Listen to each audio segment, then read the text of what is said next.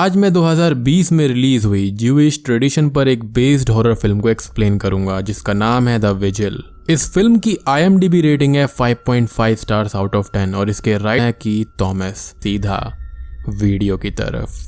Film की शुरुआत एक ancient Jewish tradition the vigil की एक्सप्लेनेशन के साथ में शुरू होती है। अकॉर्डिंग टू द ट्रेडिशन, जब भी किसी जीव की मृत्यु होती है तब उसकी बॉडी क्रमेट होने तक नजर रखना जरूरी है ताकि उसकी सोल इधर उधर भटक ना जाए। इसके लिए एक आदमी या फिर एक औरत को चुना जाता है जिसे शोमर्स कहते हैं। अक्सर शोमर्स फैमिली मेंबर्स होते हैं। यदि कोई फैमिली मेंबर्स अवेलेबल नहीं है तो फ्रेंड्स, पड़ोसी या कोई भी जीव शोमर बन सकता है। कई लोग इसको पेड सर्विस के तौर पर भी करते हैं जिसके लिए कम्युनिटी उन्हें पैसे देती है। अब स्टार्टिंग में हम कुछ फॉर्मर ऑर्थोडॉक्स ज्यूस को एक मीटिंग में देखते हैं। ये लोग अपना रिलीजियस वे ऑफ लाइफ छोड़कर मॉडर्न सेक्युलर वर्ल्ड में एडजस्ट होने के लिए स्ट्रगल कर रहे थे। ये ऐसे ही लोगों का एक सेल्फ हेल्प ऑर्गेनाइजेशन होता है। इस ग्रुप के लीडर का नाम होता है लाजेर। यहाँ पर हम एक आदमी याकव को देखते हैं जो कि उस ग्रुप के एक मेंबर सैरा से बात करने में शर्मा रहा था। वो थोड़ा सा नर्वस भी था। तभी सैरा अपना मोबाइल नंबर उसके फोन में फीड कर देती है। मीटिंग के एंड में याकव का कजन रैब शूलम उसे मिलने आता है। लाजेर शूलम को वहाँ पर आकर ग्रुप के मेंबर्स को हैरस ना करने की वार्निंग देता है। शूलम याकव को अपने साथ लेकर ये कहता है कि आज तुम्हारे लिए एक शोमर का जॉब है। हमारे कम्युनिटी के मेंबर मिस्टर लिथवैक की डेथ हो गई है। वो एक कैटास्ट्रॉफी सर्वाइवर हैं। वर्ल्ड वॉर 2 के बाद यहाँ आकर सेटल हुए हैं। उनकी कोई फैमिली नहीं है और सिर्फ एक वाइफ है जो कि डिमेंशिया से जूझ रही है, जो कि इस जॉब को अच्छी तरह से नहीं कर सकती। वो ये बताता है कि उसने एक शोमर का अरेंजमेंट किया था बट लास्ट मोमेंट में वो भाग गया। शूलम को याकव की कमजोरी मालूम थी एज याकव को पैसे की तंगी थी, इसलिए वो मॉर्निंग तक विजिल रखने के लिए $300 तक ऑफर करता है। याकव पहले तो मना करता है बट एज इन उसने रिलीजन छोड़ दिया था, बट पैसा सबकी मजबूरी होती है इसलिए वो मान जाता है। ये दोनों अब मिस्टर लिथवैक के घर जाते हैं जिसे देखकर मिसेस लिथवैक ये कहती है कि ये शोमर नहीं चलेगा, ये सूटेबल नहीं है। शूलम फिर भी इंसिस्ट करके याकव को वहीं ठहरा देता है। मिस्टर लिथवैक की बॉडी वहीं हॉल में थी। मिसेस लिथवैक अब सोने चली जाती है एंड याकव ईयरफोन्स में म्यूजिक लगाकर टाइम पास करने लगता है। कुछ ही देर के बाद उस घर के अंदर all sorts of paranormal activities होने लगती हैं। सीलिंग से साउंड आने लगती हैं और कॉर्नर में रखा हुआ रिवॉल्विंग चेयर अपने आप ही हिलने लगता है। याकव मोबाइल की फ्लैश लाइट लगाकर चेक करता है बट उसे कुछ भी दिखाई नहीं देता। इसके बाद याकव की आंख लग जाती है जहां पर उसे एक ड्रीम दिखाई देता है जिसमें वो और उसका छोटा भाई रात में सड़क के किनारे जा रहे थे। वहां पर कुछ गुंडे आकर उन पर हमला करके उनका मजाक उड़ाने लगते हैं। वो लोग याकव को पीटते हैं और इसी के साथ ही याकव की नींद खुल जाती है जहां पर उसे सैरा का टेक्स्ट मैसेज मिलता है। याकव उसके साथ में चैटिंग करके टाइम पास करने लगता है, लेकिन तभी घर के सारे नाइट लैंप्स फ्लिकर होने लगते हैं। इससे याकव को चैट करने में काफी मुश्किल हो रही थी तो वो उठकर लैंप ऑफ करने जाता है बट लैंप का बल्ब भी टूट जाता है। इसके बाद उसके मोबाइल पर एक वीडियो आता है। वो 10 मिनट्स पहले का ही एक वीडियो था जब वो सो रहा था। वीडियो में मिसेस लिथवैक को हम याकव के पास आते हुए देखते हैं। वो अपना हाथ उसके सर पर घुमाती है। याकव अब मिसेस लिथवैक को उनके रूम में चेक करने जाता है और रास्ते में किचन के पास में उसको 2 ब्लैक पैर दिखाई देते हैं। वो फौरन लाइट ऑन करता है तो वो गायब हो जाते हैं। इस सब से वो बेहद डर जाता है और पैनिक में आ जाता है। Apparently Yakov some sort of mental issue से जूझ रहा था। वो हड़बड़ी में अपने डॉक्टर कोलबर्ग को कॉल करता है जहां पर कॉल वॉइस मेल में चला जाता है। वो अपना सिचुएशन एक्सप्लेन करके फौरन कॉल बैक करने के लिए बोलता है। अपने पास रखी हुई कुछ मेडिसिन को वो लेने जाता है बट जैसे ही वो उसे लेता है चोक करने लगता है। वो किसी अजीब सी चीज की उल्टी भी करता है और इस सब के बीच में किचन में रखा हुआ ग्लास टूट जाता है जिसके शोर से मिसेस लिथवैक उठकर नीचे आ जाती है। वो याकव की हालत देखकर ये कहती है कि वो मेमोरीज हैं जो तुम्हें हॉन्ट कर रही हैं। तुमको यहाँ पर नहीं आना चाहिए था। ये जगह बिल्कुल भी ठीक नहीं है। मैंने अपने बच्चों को यहाँ से भगा दिया था। उसके बच्चों को ये लगा कि ये उनकी चॉइस है बट रियलिटी में उसने ही उनको भगाया था। मिस्टर लिथवैक एक परेशान सोल था। जिंदगी भर वो जूझते रहे। अब मिसेस लिथवैक फ्लोर पर गिरे हुए ग्लास को उठाकर रखने जाती है जहां पर उनके हाथ में चोट लग जाती है और वो उसी हालत में अपने रूम में वापस जाने लगती हैं। याकव उनका पीछा करते करते मिस्टर लिथवैक के रूम में जाता है। वहां बैकग्राउंड में उनका एक पुराना वीडियो चल रहा था जिसमें मिसेस लिथवैक भी थी। उस रूम के वॉल्स पर कुछ पेपर्स हर जगह पर थे। रूम फ्लाइज से भरा पड़ा था और ऐसा लग रहा था कि वो किसी चीज की रिसर्च कर रहे हो। वीडियो में मिस्टर लिथवैक एक डीबक नाम के डीमन के बारे में में बोल रहे थे। वो ये कहते हैं कि डीबक एक किस्म का पैरासाइट डीमन है जो कि सैड सोल्स को अपना शिकार बनाता है, उनकी बॉडी को पजेस करके उनके साथ जिंदगी भर रहता है, उनको काफी ज्यादा परेशान भी करता है और ये एंशियंट टाइम से ही है। और ऐसे ही एक डीमन ने उनको नाजी कैंप में पजेस किया था एज उसका ग्रीफ उस टाइम बहुत ज्यादा था।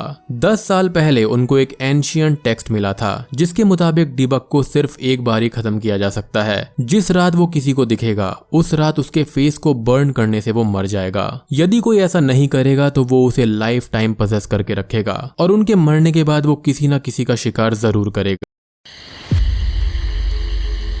तब देख रहा था तभी उसकी नजर वीडियो में पीछे खड़ी मिसेस लिथवैक पर पड़ती है। वो धीमी आवाज में कुछ बोल रही थी। याकव टीवी स्क्रीन के पास जाकर उनकी लिप रीडिंग करता है जहां पर वो ये कहती है कि इट्स बिहाइंड यू। अब याकव जैसे ही पीछे मुड़ता है तो एक उल्टे सर वाला ब्लैक डीमन उस पर हमला करता है और उसके नुकीले हाथ भी थे।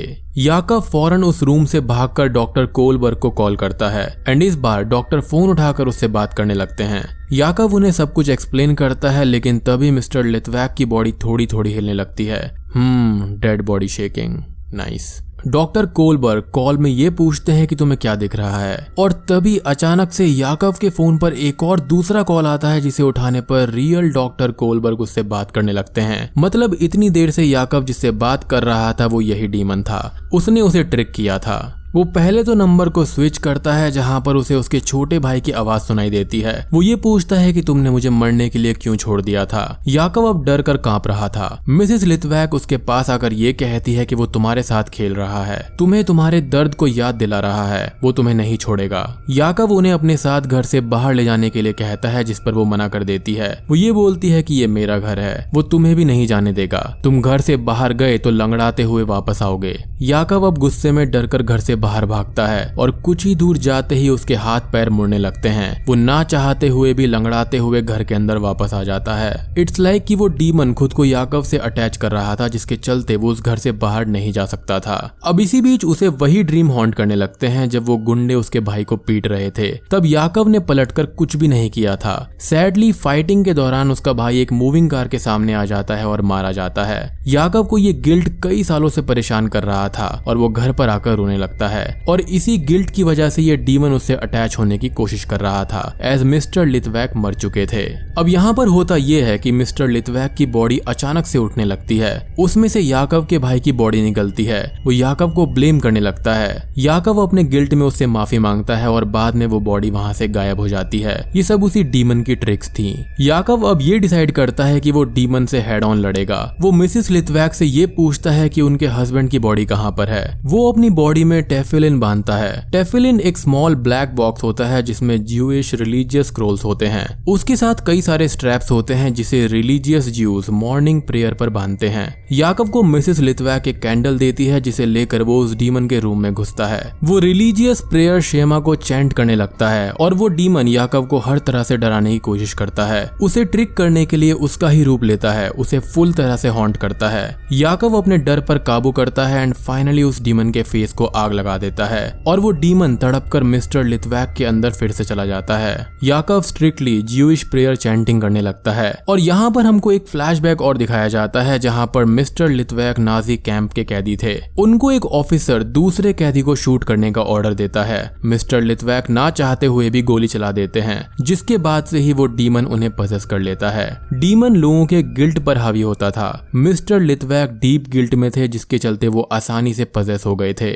मीनवाइल याकव अपनी चैंटिंग जारी रखता है एंड फाइनली वो डीमन उस घर से और मिस्टर लिथवैक की बॉडी से बाहर चला जाता है। यहाँ पर मिसेस लिथवैक याकव को थैंक्स बोलती है। वो दुखी तो थी पर खुश भी थी एज मिस्टर लिथवैक की सोल अब फ्री हो गई थी। मॉर्निंग में मॉर्टिशियन और शूलम घर पर आते हैं जहाँ पर शूलम याकव को फिर से फेथ में आने के लिए कहता है जिस पर याकव मना करके चला जाता है और बूम, मूवी यहीं पर खत्म हो जाती है। तो दोस्तों ये थी द विजिल हॉरर फिल्म है जहां पर ज्यूइश रिलीजियस कॉन्सेप्ट्स को यूज किया गया है। बात करें डीबक की तो ज्यूइश फोकलोर में इसे एक सिनर की सोल कहा गया है, एक ऐसी सोल जो कि गॉड के यहाँ जाने के लिए योग्य नहीं है। इसलिए ऐसी सोल्स आम लोगों की सोल्स को पजेस करके एक पैरासाइट की तरह जिंदा रहती हैं। इसके खिलाफ एक्सॉर्सिज्म करके लोगों की सोल को फ्री करने के लिए कई उपाय बताए गए हैं जिसे एक्सपर्ट रब्बाई कहते हैं। फिल्म के एंड में याकव रिलीजन के प्रति कन्विंस हो गया था, बट वो मॉडर्न वे ऑफ लाइफ से जीना चाहता था, इसलिए अपने पुराने वे ऑफ लाइफ को लौटने पर वो मना कर देता है। तो दोस्तों, वीडियो अच्छी लगी हो तो लाइक कर देना, और बहुत ही जल्दी एक बहुत ही इंटरेस्टिंग सीरीज की एक्सप्लेनेशन आने वाली है। तो जल्दी से इस वीडियो को लाइक कर दो, चैनल को सब्सक्राइब कर दो और सब जगह शेयर कर दो इस वीडियो को। तो दोस्तों, अगर आपने इस वीडियो को एंड तक देखा है तो आप मुझे इस डीमन का नाम कमेंट बॉक्स में लिखकर बताना। तो मैं आप सबसे मिलता हूं अगली वीडियो के साथ में, तब तक के लिए